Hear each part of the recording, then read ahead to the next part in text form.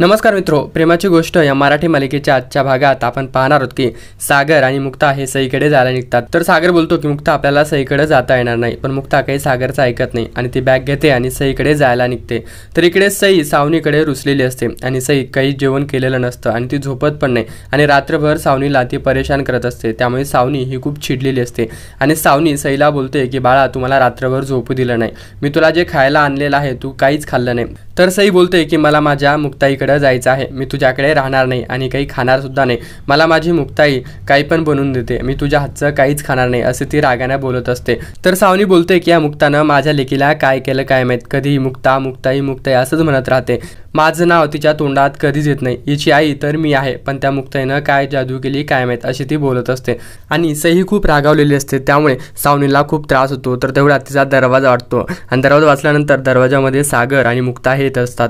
तर सावनीला वाटतं की आता दरवाजा कोण वाजवत असेल, आता कोण आलाय, तर ती दरवाजा उघडते। तर तेवढ्यात सागर आणि मुक्ता येते आणि सागर आणि मुक्ताला बघून सई ही खूप आनंदित होते आणि ती मुक्ताला जाऊन मिठी मारते। तर सावनी बोलते की तुम्ही विदाऊट परमिशन माझ्या घरामध्ये का आलात? तर हे ऐकून सागर बोलतो की तू शांत बस, तू जास्त बोलू नको, हे माझं घर आहे त्यामुळे मी इथून जाणार नाही, आम्ही फक्त सईला भेटायला आलो आहे असे ते बोलत असतात। तर मुक्ता ही सईला मिठी मारते। तर सई मग बोलते की मुक्ताई, मी रात्रीपासून काहीच खाल्लं नाही, ही सावनी मला खूप त्रास देते आणि मुक्ताईचं हे ऐकून तिचे डोळे भरतात आणि ती सईमौला बोलते की बाळा, मी आता आली आहे ना, मी तुला आता जेवण भरवते। तर सईमौ बोलते की तुम्हाला तुझ्या हाताने जेवण भरवशील का? तर मुक्ताई बोलते की हो चल, आता तुला मी जेवण भरवते। तर तेवढ्यात सावनी बोलते की तुम्ही विदाऊट परमिशन माझ्या घरामध्ये का आला? आणि ती गार्ड्सना कॉल करते आणि सांगते की तुम्ही या दोन लोकांना माझ्या रूममध्ये का पाठवलं, तुम्ही लवकर या आणि हे मला त्रास देत आहेत। तर तेवढ्यात गार्ड्स वरती येतात आणि सागर आणि मुक्ताईला ते हाकलून लावतात। तर सागर त्यांच्यावरती खूप चिडतो आणि त्यांना धक्का देतो, धक्का देत घराबाहेर काढतो आणि सांगतो की हे माझं घर आहे, माझ्या घरात मला कोणाची परमिशनची गरज नाही। आणि सागर आलेल्या गार्ड्सना हाकलून लावतो आणि सावनीला बोलतो की तू जास्त उघरू नको, हे माझं घर आहे, मी फक्त इथं भेटायला आलो आहे, तू आम्हाला काही शिकवू नको। आणि सावनी खूप घाबरते आणि ती शांत बसते। तर तेवढ्यात मुक्ताई आणि सागर सईला जेवण भरवतात आणि सईला जेवण भरल्यानंतर सई बोलते की आता माझं पोट भरलं आणि ती सांगते की मुक्ताई आणि पप्पा, तुम्ही रात्रीपासून काही जेवण केलं नसेल, तुम्ही आता खाऊन घ्या। तर सईमौचं हे ऐकून दोघांचे डोळे भरून येतात। तर मुक्ताई बोलते की बाळा, हे मी तुझ्यासाठी आणलेलं आहे, तू काळजी करू नको आमची। आणि सईच्या तोंडात ती घास भरवते। तर तेवढ्यात सावनी बोलते की तुमचा फॅमिली ड्रामा आता संपला असेल तर तुम्ही इथून निघून जा। तर सागर बोलतो की आता फक्त 4 दिवस ती तुझ्याकडे पाहुणी आहे आणि 4 दिवसानंतर माझी सईला मी घेऊन जाणार आहे, तोपर्यंत तू तिची काळजी घे आणि जास्त उगारल्यासारखी करायला लागलीस नाही तर मी तुझा टेंगुळच फोडेन। आणि सागरचं हे बोलणं ऐकून सावनी एकदम घाबरते। तर तेवढ्यात सावनी बोलते की तुम्ही मला धमकी देऊ नका, मी तुमच्या धमकींना घाबरणारी नाहीये। आणि तेवढ्यात सागर आणि मुक्ता सई मला सोडून घराकडे निघतात। तर तेवढ्यात सावनी बोलते की तुम्ही आता बघा, तुम्ही स्वतः माजुरड्यासारखे करायला लागले ना, आता मी तुम्हाला कायद्याचा हवचका दाखवते, असं सावनी बोलत असते। तर इकडे सागर आणि मुक्ता विचार करतात की आता सावनीनं माझ्या लेकीला हिरावलं, कोणी पण येईल आणि माझ्या लेकीला हिरावेल असं मी कधीही सहन करणार नाही, असं मुक्ता सागरशी बोलत असते। आणि ती बोलते की काहीही करायचं पण माझ्या लेकीला मी तिच्या तावडीतून सोडवणार आहे, असं मुक्ता सागरशी बोलते। तर इकडे सावनी सुद्धा विचार करते की आता तू बघस। तर इकडे सावनी बोलते की तुम्ही आता बघा, तुम्हाला तुमची सई कशी मिळते हे मी बघते। तर सागर मुक्ताला विचारतो की मुक्ता, तुझी तब्येत बरी आहे का? तू रात्रीपासून काही खाल्लं सुद्धा नाही आणि तुझ्यात शरीरात ताकद सुद्धा नाहीये, तू जर काही खाल्लंच नाही तरी आपण लढा कसा देणार आहे, तुझ्या सईमौला कसं मिळवणार आहे? तुझ्या शरीरात ताकद पाहिजे, त्यामुळे तू जेवण कर आणि आता आपण हॉस्पिटलमध्ये जाऊ, तुझी तब्येतीची काळजी घेऊ। तर मुक्ताईला सागरचं बोलणं पटतं आणि ती सांगते की आता मी जेवण करते आणि हॉस्पिटलमध्ये जाते आणि तिचे डोळे भरून येतात।